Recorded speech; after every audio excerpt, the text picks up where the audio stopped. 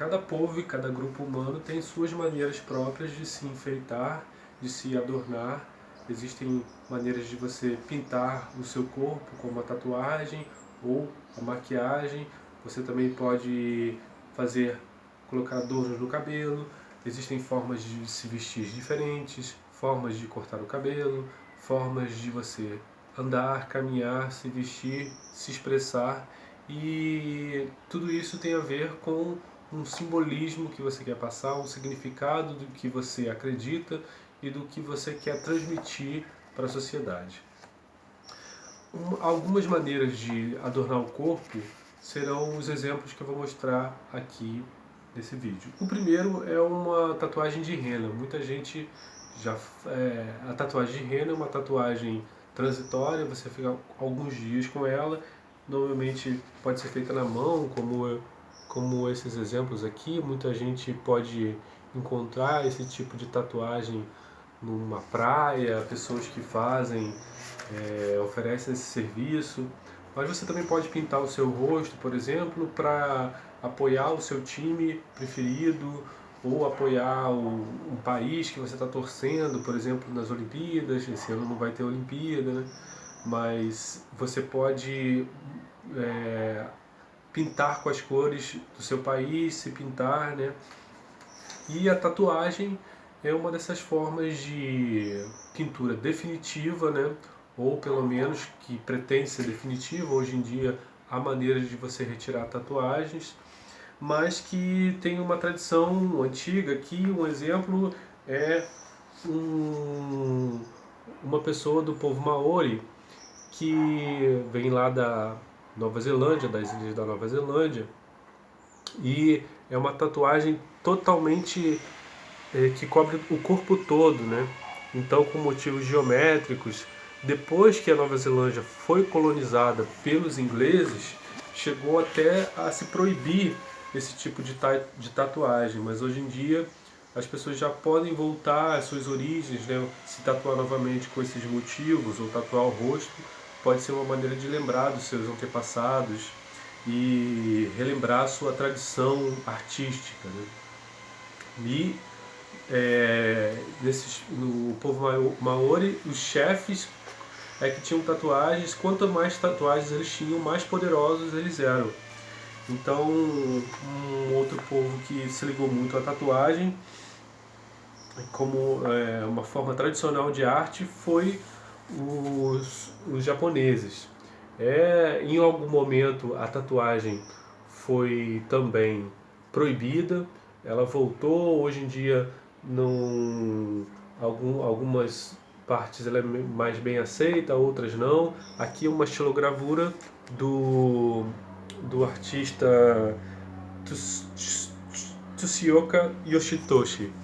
É uma gravura de um guerreiro sendo tatuado, né, com um dragão. O dragão japonês virou uma tatuagem quase clássica, assim, né? Muita gente fez um tipo de tatuagem de dragão e essas gravuras ficaram muito populares. Um tipo de gravura, essa é de 1868. Esse tipo de desenho que foi desenvolvido ficou muito popular, né? É um tipo de adorno do próprio corpo. Aqui é um trabalho da Lígia Pape, que é uma artista brasileira, né, fluminense, que fez um trabalho chamado Divisor. Aqui está uma representação do divisor, que é uma espécie de pano, é um pano assim muito grande, né, com esses buraquinhos onde as pessoas colocam suas cabeças. E aí o nome divisor é muito interessante, né, porque na verdade ela está unindo várias pessoas. Porém, para você caminhar com esse divisor, você tem que ter negociações, né? Então, seria talvez um simbolismo da nossa sociedade, como que a gente tem que fazer as negociações, tensões, como é que é estar junto, separado, você quer ficar mais longe, mais perto das pessoas. Esse é o trabalho divisor da Lígia Pape. Os Secos e Molhados foi um grupo que fez muito sucesso nos anos 70 e eles tinham uma particularidade muito interessante. Eles pintavam de uma maneira bem diferente. Aqui estão os três. E também eles questionavam um pouco, de uma maneira curiosa, as questões dos papéis, né, de gênero e é, se apresentavam seminus assim e tinha um questionamento, tinha umas ironias, né? O Ney Matogrosso, por exemplo, cantava uma música que chama Homem com H, mas tinha uma voz mais fina, assim. É uma coisa meio andrógena, você não sabia qual era o papel de gênero daquelas pessoas. Então ficou uma coisa muito marcada, né, na sociedade. E o Ney Matogrosso é um artista que está aí até hoje, todos os três, né, na verdade, e continuou com seus trabalhos artísticos questionadores. Como o Carlos Vergara. O Vergara é um artista plástico que fotografou, aqui teve uma série do Cacique de Ramos, que é um grupo do subúrbio do Rio de Janeiro, carnavalesco, e ele tem essa fotografia aqui, dessa série do Cacique, que é muito forte, né? Porque se a gente não sabe que isso é carnaval, né? Também dá um estranhamento. Como é que essas pessoas estão assim na rua e escrito poder parece uma coisa bem política, né?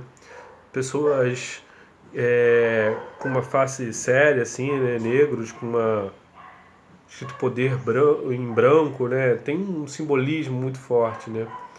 Isso tudo.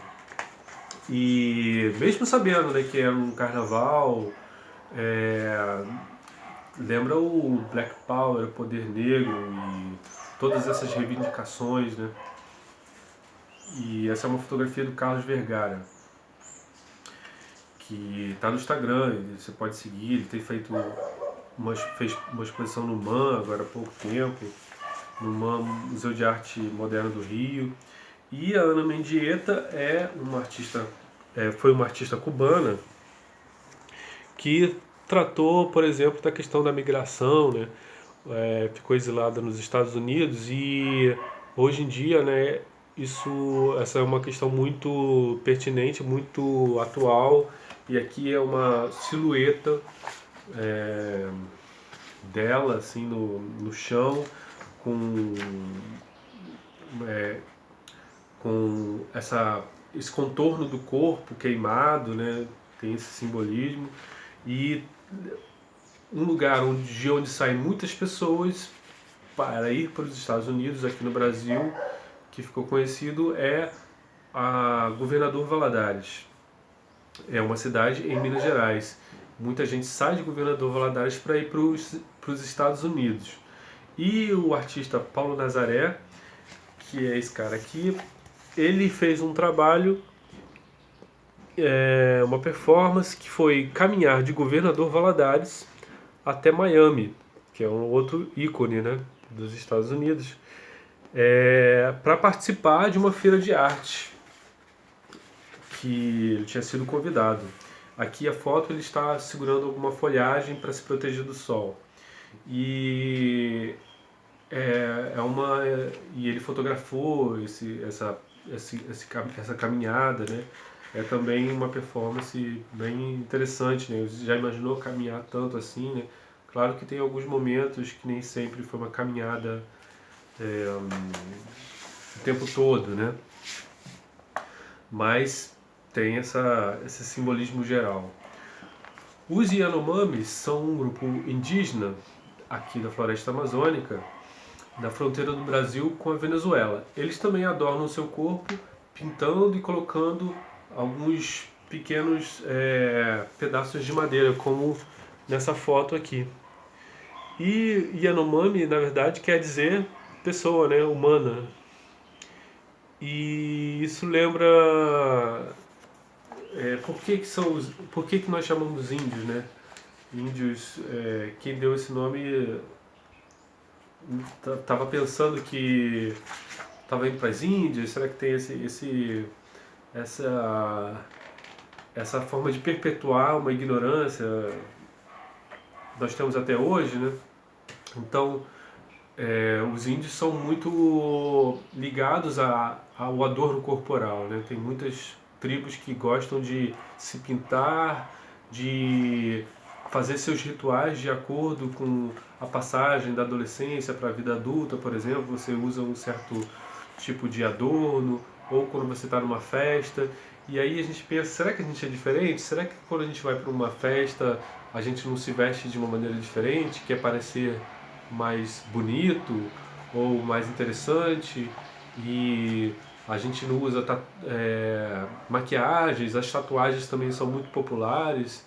Hoje em dia não tem mais tanta marginalidade assim, às vezes você não precisa estar inserido num certo grupo específico, como por exemplo os marinheiros que se tatuavam antigamente, tinha esse viés marginal. Hoje em dia você pode se tatuar e ao mesmo tempo ser um executivo, não existe mais esse tipo de entrave, né? E bom, isso a gente vê também como uma forma de assimilação da sociedade de consumo, né? Então, esses foram alguns exemplos de adornos corporais, de uma forma de formas a, que a ornamentação do corpo seja também um conceito que leve a simbolismos, que leve ao que na verdade a gente pensa e ao que a gente quer passar sobre a gente mesmo para o resto da sociedade.